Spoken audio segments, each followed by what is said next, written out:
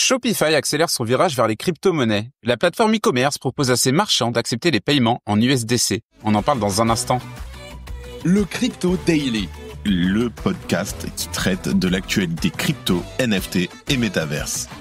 Salut, c'est Thomas du Crypto Daily, j'espère que vous allez bien. Et c'est donc notre actualité principale aujourd'hui. On parlera aussi d'un récent rapport de Gemini et de l'approbation probable des ETF sur les altcoins durant l'été. Mais avant tout ça, et comme d'habitude, le coin du marché. Here comes the money. Here we go. Journée rouge sur le marché des cryptos. Le Bitcoin chute de 2,7% pour un prix de 104 850$. Ethereum baisse de 8,6% et se situe à un prix de 2520$. Le XRP et le BNB baissent de 4,7% et 1,6%.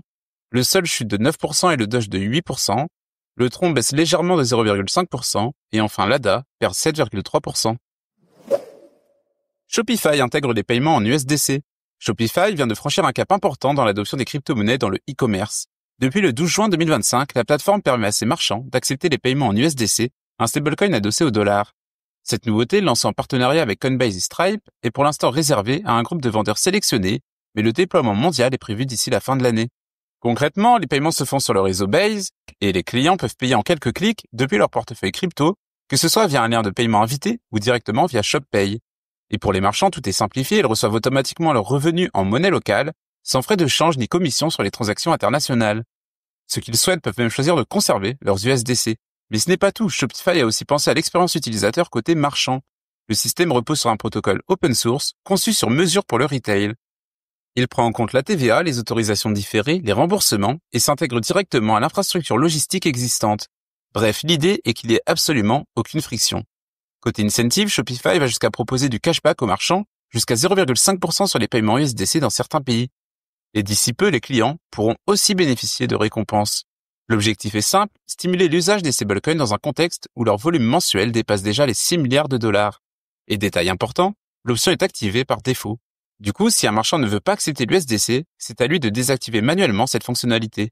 Ce mouvement s'inscrit évidemment dans une tendance plus large, celle d'un e-commerce qui devient progressivement ouvert à la blockchain. Et en intégrant l'USDC, Shopify ne fait pas juste un test, il ouvre tout simplement la voie à un nouveau standard de paiement mondial, plus rapide, plus accessible et potentiellement plus rentable. Et si apprendre devenait enfin gratifiant? Avec Knowledge Process, tu n'apprends plus uniquement pour avoir un diplôme, tu apprends pour grandir, pour gagner, pour créer.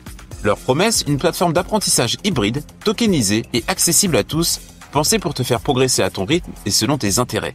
Au programme, plus de 300 formations déjà disponibles, un agent IA qui personnalise ton parcours, plein de récompenses et plus encore. Sur Knowledge Process, ton temps passé à apprendre n'est pas invisible. Chaque effort, chaque session, chaque progrès compte et est reconnu.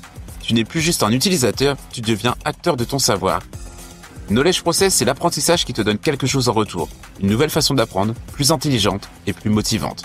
Si tu veux en savoir plus, le lien est en description. 30,9% de l'offre de Bitcoin est détenue par des acteurs centralisés. Mercredi 11 juin, Gemini et Glassnode ont publié les résultats d'une enquête sur la centralisation des avoirs en Bitcoin. Et leurs trouvailles tendent à montrer une centralisation des Bitcoins en circulation. Concrètement, la part des Bitcoins détenus par les grandes institutions a explosé au cours de la dernière décennie.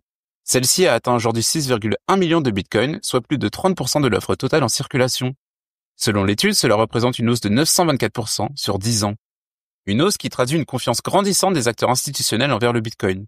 Notons que les plateformes d'échange centralisées détiennent la majorité de ces réserves, avec près de la moitié du total des actifs institutionnels.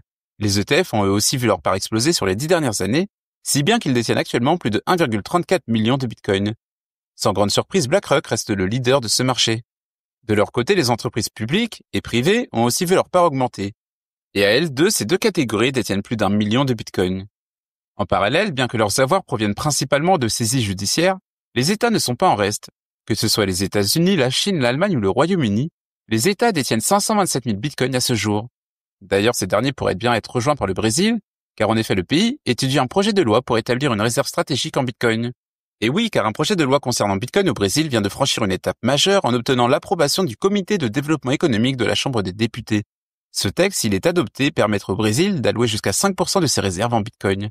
Ça marquerait évidemment une diversification significative par rapport aux devises traditionnelles, comme le dollar américain ou l'euro.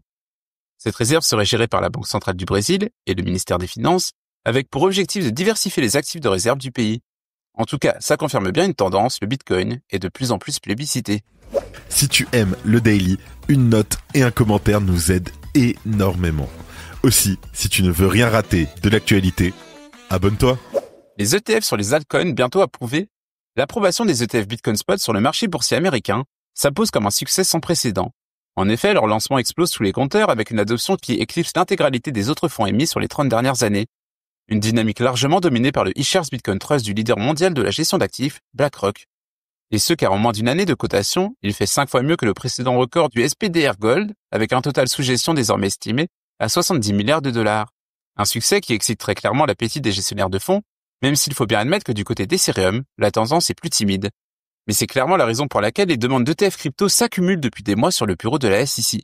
D'autant plus avec l'arrivée du pro-crypto Paul Atkins à la tête de cette instance réputée hostile. Dès lors actuellement, les gestionnaires de fonds tentent tout simplement de délimiter le nouveau champ des possibles face à une ouverture sans précédent dans le domaine. Et après des mois de procédures réglementaires et de dépôts en tout genre, il se pourrait bien que la SEC américaine se décide enfin à gérer ces dossiers en attente, c'est-à-dire les plus de 70 demandes en cours au sujet de 17 crypto-monnaies différentes. Et à ce sujet, le spécialiste des ETF pour Bloomberg, Eric Balchunas, vient de jeter un pavé dans la mare sur le réseau X, et cela au sujet d'une accélération possible des approbations en attente au cours de l'été. La liste publiée implique 8 crypto-monnaies différentes, avec un taux d'approbation supérieur à 75% pour l'année 2025, avec en tête du cortège les éternels Litecoin, Solana et XRP de Ripple. La liste comprend également des index crypto dont la probabilité affiche un score de 90%. Et d'ailleurs, Paul Atkins déclarait récemment, je cite, « voir dans les crypto-monnaies une valeur américaine fondamentale ». Alors serait-ce le signal de départ d'une approbation imminente des ETF sur des altcoins en attente? Affaire à suivre. Et voilà, c'est fini pour nos 3 news principales du jour, et on passe maintenant aux brèves. JP Morgan, Chainlink et Ondo réalisent une transaction cross-chain inédite. Un jeton adossé à des obligations US a été échangé contre de la monnaie fiat entre une blockchain privée et Ondo Chain, une première rendue possible par Chainlink. Le Sénat américain votera le 17 juin sur le Genius Act. Il devra être harmonisé avec le Stable Act de la Chambre, mais pourrait ouvrir la voie à une croissance massive du marché des stablecoins aux États-Unis. Illy lance son testnet public, nouvelle blockchain française de Layer 1. Illy veut simplifier l'usage des Zero Knowledge Proof pour les développeurs. Avec un consensus open source, des apps déjà fonctionnelles et une compatibilité Rust, elle vise à combiner ergonomie Web 2 et décentralisation Web 3. Un projet de loi pour protéger les entrepreneurs crypto en France. Porté par le député Paul Midi, le texte vise à renforcer la protection des figures de l'écosystème crypto. Il prévoit notamment de retirer automatiquement leurs adresses personnelles des registres publics. Et on termine par Shaquille O'Neal qui paye 1,8 million de dollars pour clore l'affaire FTX. L'ex-star NBA règle une action collective l'accusant d'avoir promu des titres non enregistrés via FTX. Le règlement, en attente de validation, indemnisera les utilisateurs et lui accorde une immunité contre toute autre poursuite liée à l'affaire. Nouvelle interview sur notre chaîne YouTube. On a reçu Louis de Bonnecaze, cofondateur d'Interstellar, le projet Web3 qui fusionne vin de prestige et technologie blockchain. NFT, traçabilité, stockage sécurisé, marché secondaire. Découvrez comment Interstellar révolutionne l'univers du vin.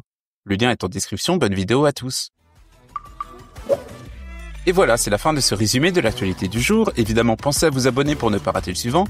Rendez-vous aussi sur Twitter et Instagram pour d'autres contenus d'actualité exclusifs. Je crois que j'ai tout dit, faites attention à vous. Passez un très bon week-end. Et moi, je vous dis à lundi. C'était le Crypto Daily. Merci et à très vite.